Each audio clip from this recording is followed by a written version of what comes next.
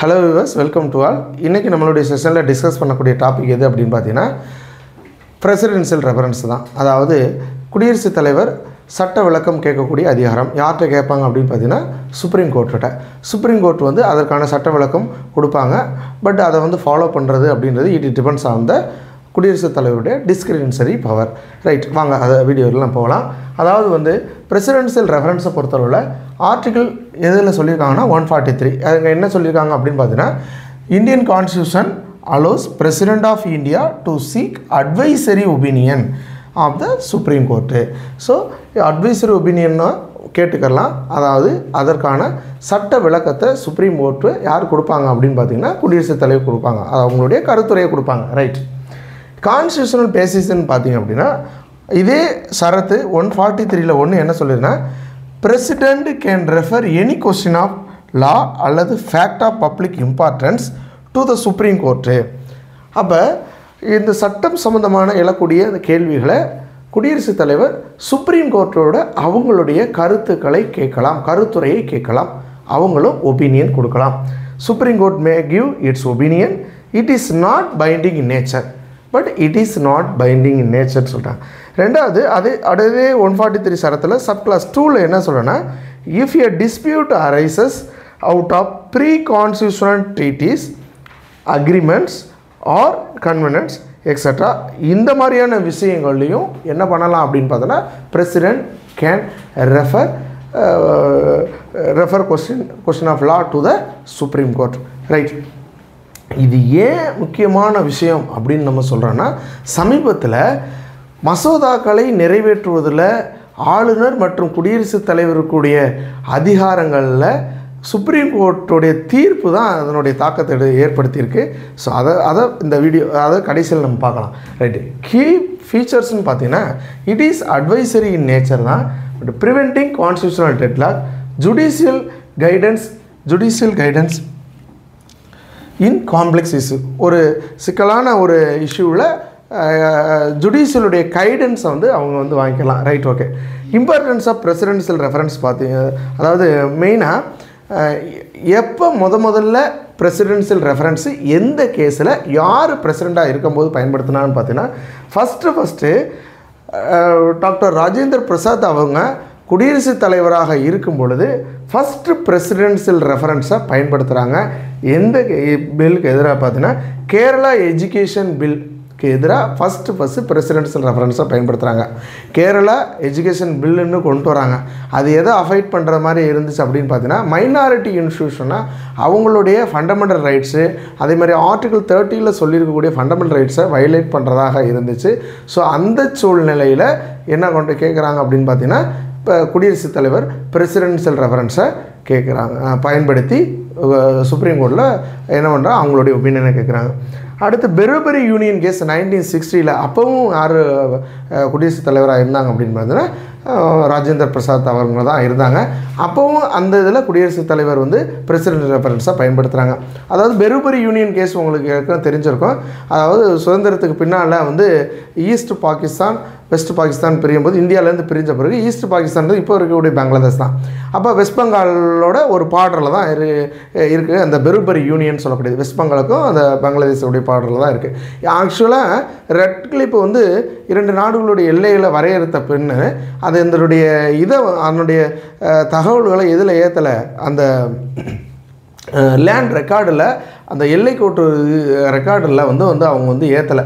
இந்த மிஸ்டேக் தான் இந்த இது உருவாகிறதுக்கு காரணம். அப்போ என்ன பண்ணுறாங்கன்னா, அந்த டெரிட்டரியை யார் கிளைம் பண்ணுறாங்க அப்படின்னா பாகிஸ்தான் வந்து ஈஸ்ட் பாகிஸ்தான் வந்து கிளைம் பண்ணுறாங்க. அப்போ ஒரு டிஸ்பியூட் கிரியேட் ஆகுது. ஒரு என்ன சொல்லக்கூடியது அப்படின்னு பார்த்தீங்கன்னா, ஒரு டென்ஷன் கிரியேட் ஆகுது இந்தியாவுக்கும் அந்த ஈஸ்ட் பாகிஸ்தானுக்கும். அப்போ அந்த டென்ஷனை வந்து முடிவுக்கு கொண்டு வர்றதுக்காக அப்போதைக்கு வந்து மூன் மற்றும் நேரு அவங்க 2 பேருடைய அக்ரிமெண்ட் படி என்ன பண்ணுறாங்கன்னா, இந்த பெருபரின்ற இதை வந்து யாருக்கு கொடுக்குறாங்க அப்படின்னா வெஸ்ட் பாகிஸ்தான் கொடுக்குறாங்க. அப்போதைக்கு வெஸ்ட் பெங்காலில் கவர்மெண்ட்டில் ஆட்சியில் இருந்தக்கூடிய அதாவது கம்யூனிஸ்ட் பார்ட்டி அவங்க தான் வந்து ஆட்சியில் இருக்காங்க. அப்போ இவங்க நாங்கள் வந்து ஆட்சி செய்யக்கூடிய பகுதியை யூனியன் வந்து அது சென்ட்ரல் கவர்மெண்ட் பார்த்திங்க அப்படின்னா எங்களுடைய நாலேஜ் இல்லாமல் இவங்க வந்து வேறொரு ஃபாரின் கண்ட்ரீஸ்க்கு வந்து இந்த டெரிட்டரியை வந்து கொடுத்துருக்காங்க. அப்போ வந்து இது வந்து இது சம்மந்தமாக என்ன பண்ணுறாங்கன்னா சுப்ரீம் கோர்ட்டில் வழக்கு தாக்கல் பண்ணி அங்கே நடத்துகிறாங்க. அப்போ வந்து அந்த வழக்கு விசாரணையில் யூனியன் கவர்மெண்ட் என்ன சொல்கிறாங்கன்னா, அதாவது முகப்புரையை எடுத்துக்கிட்டு தான் அங்கே வந்து முகப்புரையில் யூனிட்டி அண்ட் இன்டெகிரிட்டி அப்படின்ற வார்த்தை தான் அங்கே வந்து முக்கியமான ரோலை ப்ளே பண்ணியிருக்கு. அதை காரணம் சொல்லி முகப்புரையில் இந்த மாதிரியே சொல்லியிருக்காங்க. அப்போ என்ன அப்படின்னா ஒரு அமைதியை கொண்டு வருவதற்காக நடந்த முயற்சியில் தான் நாங்கள் வந்து இந்த பெறுபரின்றதை அவங்களுக்கு கொடுத்துருக்கோம் அப்படின்ட்டு சொல்லும் பொழுது அப்போ வாதங்கள் விவாதிக்கும் போது சுப்ரீம் கோர்ட் என்ன சொல்லிட்டாங்க அப்படின்னா, நீங்கள் ஒரு இந்தியாவுக்குள்ளே இருக்கக்கூடிய டெரிட்டரியை இந்திய மாநிலங்களுக்குள்ளே நீங்கள் வரையறை செய்துக்கலாம், ஒரு மாநிலத்துடைய எல்லைகளை நீங்கள் மாற்றி அமைச்சுக்கலாம். அதை பற்றி சொல்லக்கூடிய ஆர்டிக்கிள் வந்து ஆர்டிக்கிள் 3. நீங்கள் அதுபடி நீங்கள் அதில் என்ன சொல்லியிருக்கோ அதை பயன்படுத்தி நீங்கள் ஃபாலோ பண்ணிக்கிறலாம். ஒருவேளை நீங்கள் கொடுக்குறது மாதிரியே இருந்துச்சு அப்படின்னா நீங்கள் ஆர்டிக்கிள் 368 பயன்படுத்தி நீங்கள் அதில் வந்து இந்த ஆர்டிக்கிள் 3 சொல்கிறோம் பார்த்தீங்களா, யூனியன்ட்டு அந்த டெரிட்டரிஸை வந்து ஆல்டர் பண்ணக்கூடியது, அதில் நீங்கள் சட்டத்திருத்தத்தை கொண்டு வந்த பிறகு நீங்கள் கொடுத்துருக்கலாம். ஆனால் நீங்கள் வந்து முகப்புரையில் சொல்லியிருக்கிறத பயன்படுத்தி நீங்கள் வந்து கொடுத்தோம்னு சொல்கிறீங்க.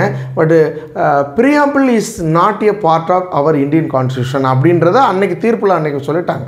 அப்புறம் லேட்டராக பார்த்தீங்கன்னா கேசவனந்தா பாரதி கேஸில் என்ன ப்ரியாம்பிளும் கான்ஸ்டியூஷனில் ஒரு பகுதி தான் அப்படின்றத அடுத்து லேட்டராக வரக்கூடிய தீர்ப்புகளெல்லாம் நம்ம சொல்வதை பார்த்துருக்கோம். ஸோ இப்போ இந்த பிரசிடென்ஷியல் ரெஃபரன்ஸு எப்போ எல்லாம் ஒரு சட்டத்தின் மீது கேள்வி எழுகிறதோ அப்போ குடியரசுத் தலைவர் அவர்கள் யார்கிட்ட வந்து ஒப்பீனியன் கேட்கலாம் அப்படின்னு பார்த்தீங்கன்னா சுப்ரீம் கோர்ட்டோடைய ஒப்பீனியனை கேட்டுருக்கலாம்.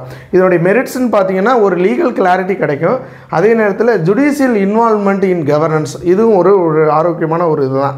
லிமிட்டேஷன் பார்த்தீங்கன்னா it is not binding in nature. இது மெயினாக எதை டிபெண்ட் பண்ணியிருக்குன்னா discretionary powers of the president தான்.